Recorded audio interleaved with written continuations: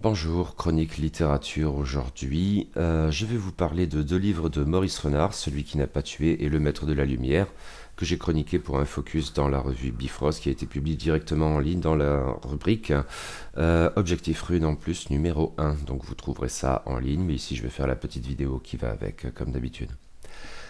Maurice Renard, chantre du merveilleux scientifique, a été quasiment oublié pendant un temps, mais diverses publications ces dernières années l'ont rappelé à notre bon souvenir comme l'enthousiaste et habile pionnier qu'il était.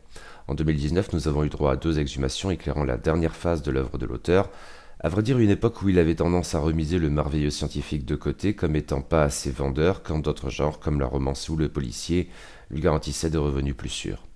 En témoigne surtout Celui qui n'a pas tué, recueil de nouvelles publié essentiellement entre 1927 et 1930. Le recueil avait été composé par Renard et devait paraître en 1931, mais la faillite de son éditeur a mis un terme au projet. Curieusement, le livre parut au visage vert presque 100 ans plus tard en est ainsi la première édition. Le merveilleux scientifique et le fantastique y sont somme toute assez rares s'ils produisent quelques jolies pépites. Les deux longues nouvelles initiales, il faut singulariser La photographie de Madame Lebray, une sacrée réussite, suivies par 25 très courts récits, témoigne de ce que la romance occupe une place importante dans le recueil et il abonde en couple où l'un soupçonne à tort l'infidélité de l'autre ou ne la soupçonne pas quand elle est bien réelle. Mais on y trouve bien d'autres choses, du policier à l'humour. Mais s'il est un trait qui rassemble la majorité de ses contes, c'est la multitude des coïncidences qu'ils mettent en scène. Le destin joue avec les protagonistes de la manière la plus improbable qui soit, et s'en serait presque risible si le lecteur n'était amené de mille et une manières à jouer le jeu.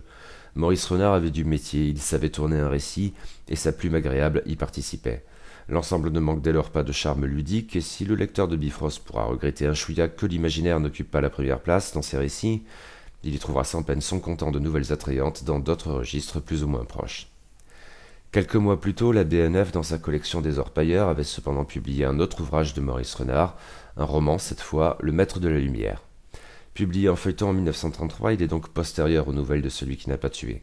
Cependant, le merveilleux scientifique y revient en force, tout en se mêlant de quantité d'autres genres. Là encore, le récit sentimental et le policier ont une importance majeure, mais Maurice Renard y ajoute une dose non négligeable de roman historique, et s'autorise même un détour via les aventures maritimes. Tout commence avec une histoire d'amours impossibles, très Roméo et Juliette, mais avec des Corses. Les amoureux sont issus de clans qui se livrent une impitoyable vendetta depuis un siècle en raison d'un assassinat qui rend toute réconciliation impensable. Mais notre héros fait la découverte d'un étrange matériau, la luminite, qui ralentit la lumière. Les images que l'on voit à travers proviennent ainsi du passé, à la manière du spectacle des étoiles. Or, ce que l'on voit ainsi pourrait peut-être éclairer l'assassinat qui s'est produit en 1835, au jour et à l'endroit même de l'attentat de Fieschi, encore un Corse. L'idée relevant du merveilleux scientifique est bonne et méticuleusement explorée. Cette trouvaille produit une double enquête à la fois policière, très astucieuse pour le coup, et historique, avec la machine infernale de Fieschi à l'arrière-plan.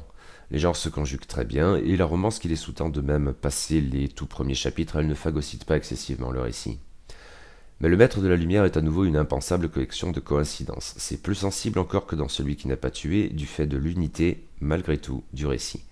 Par chance, là encore, Maurice Renard sait inciter le lecteur à jouer le jeu, et si l'on accepte un antépénultième Deus Ex Machina bien falot qui ne devait pas davantage convaincre en 1933 qu'aujourd'hui, l'ensemble, même un peu trop bavard, se montre charmant et palpitant.